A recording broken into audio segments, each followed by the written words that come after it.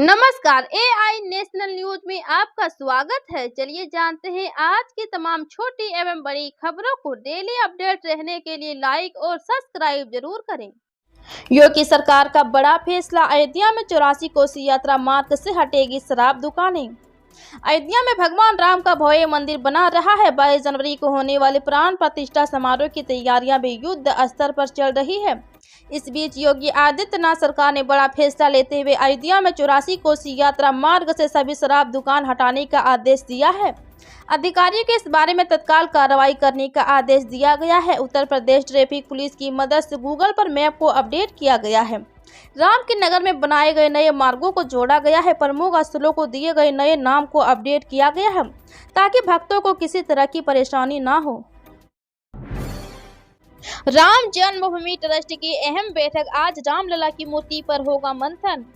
राम जन्मभूमि तीर्थ क्षेत्र ट्रस्ट की अहम बैठक अयोध्या में होने जा रही है। 2 दिन चलने वाली इस बैठक में प्राण प्रतिष्ठा समारोह के साथ ही रामलला की मूर्ति स्थापित करने पर भी मंथन होगा। प्रधानमंत्री नरेंद्र मोदी 30 दिसंबर को अयोध्या पहुंचेंगे। यहां आधुनिक रेलवे स्टेशन अयोध्या धाम का उद्घाटन करेंगे। पीएम मोदी के स्वागत की भव्य तैयारियां की जा रही है। एयरपोर्ट से चलकर पीएम धर्मपथ से होकर नया घाट एवं उसके रामपथ से होते हुए अयोध्या रेलवे स्टेशन पहुंचेंगे।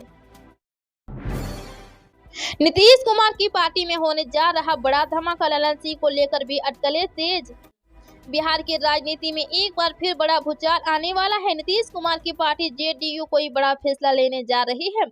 कभी एनडीए का हिस्सा रही ये पार्टी टूटकर शिकार होने जा रही है। बिहार से लेकर दिल्ली तक राजनीति के गलियारों में गूंज रहे हैं। उम्मीद है कि जवाब जल्द ही मिल जाएगा। जब दिल्ली में जदयू की राष्ट्रीय परिषद और राष्ट्रीय कार्यकारिणी की बैठक है। पार्टी के मौजूदा राष्ट्रीय अध्यक्ष राजीव रंजन सिंह उर्फ ललन सिंह और नीतीश कुमार के बीच कुछ ठीक नहीं चल रहा है। 48 घंटे की चेतावनी, फिर उग्र आंदोलन, ये है भारतीय किसान संघ की मांग। जबलपुर जिले में धान खरीदी में व्याप्त भारी अव्यवस्था व किसानों से मची लूट के खिलाफ भारतीय किसान संघ ने ऐलान किया है। आगामी 48 घंटे में धान खरीदी की व्यवस्था सुधारने में जिला प्रशासन व सरकार नाकाम रहती है तो उग्र आंदोलन करने के लिए बाध्य होगा। भारतीय किसान संघ के महाकौशल के प्रांत संगठन मंत्री ने बताया कि जिले के सभी तहसील मुख्यालयों पर किसान घेराव करेंगे। ये घोषणा मंजोली तहसील मुख्यालय के घेराव के दौरान की भारतीय किसान संघ के अखिल भारतीय प्रचार प्रमुख व किसान नेता राघवेंद्र सिंह पटेल ने बताया कि धान खरीदी केंद्रों में किसानों से खुली लूट की जा रही है। खरीदी केंद्रों में ये आलम है कि बिना कमीशन के किसान की उपज को नहीं तोला जा रहा है। FAQ के नाम पर सर्वेयरों की मनमानी चरम पर है। छत्तीसगढ़ बोर्ड ने जारी की 10वीं व 12वीं की डेट शीट, इस तारीख से शुरू होंगे एग्जाम।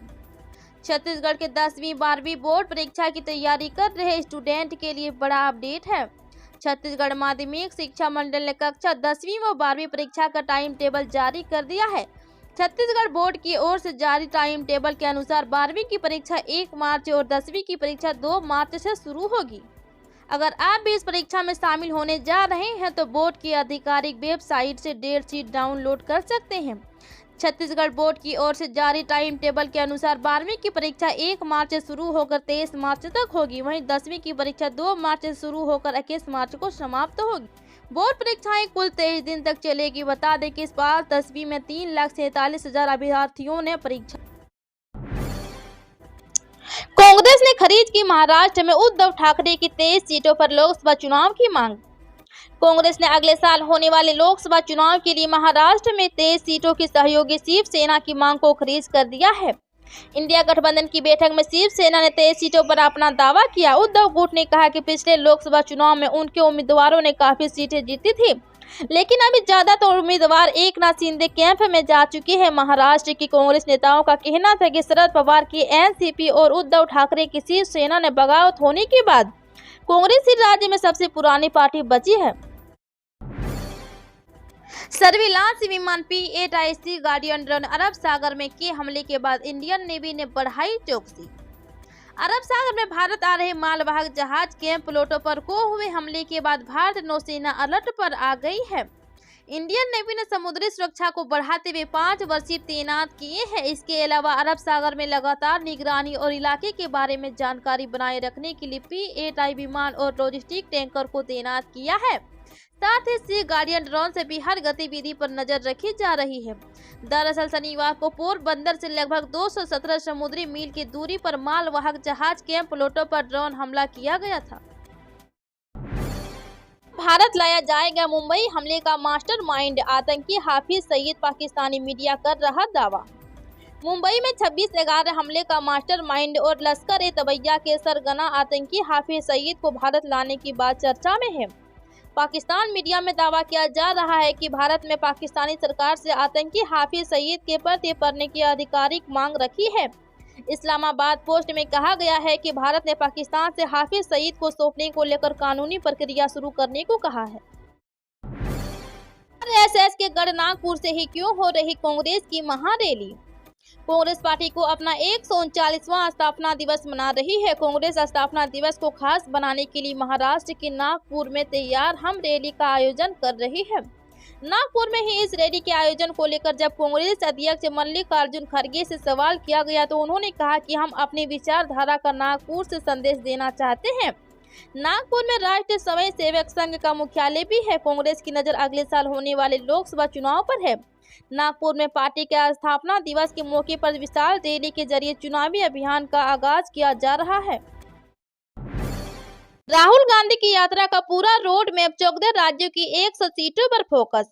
कांग्रेस संगठन में जान फूंकने के लिए राहुल गांधी 350 दिन बाद फिर से पद यात्रा की शुरुआत करेंगे। कांग्रेस ने इस पद यात्रा का नाम भारत न्याय यात्रा है। पूर्वोत्तर के मणिपुर से शुरू होने वाली इस पद यात्रा महाराष्ट्र की मुंबई में खत्म होगी। 67 दिनों की इस पद यात्रा में राहुल 62 किलोमीटर चलेंगे। कांग्रेस संगठन महासचिव केसी वेणुगोपाल के मुताबिक पार्टी अध्यक्ष मल्लिकार्जुन खड़गे यात्रा को हरी झंडी दिखाएंगे। यात्रा के मुख्य उद्देश्य आम लोगों को राजनीतिक, आर्थिक और सामाजिक न्याय दिलाना है।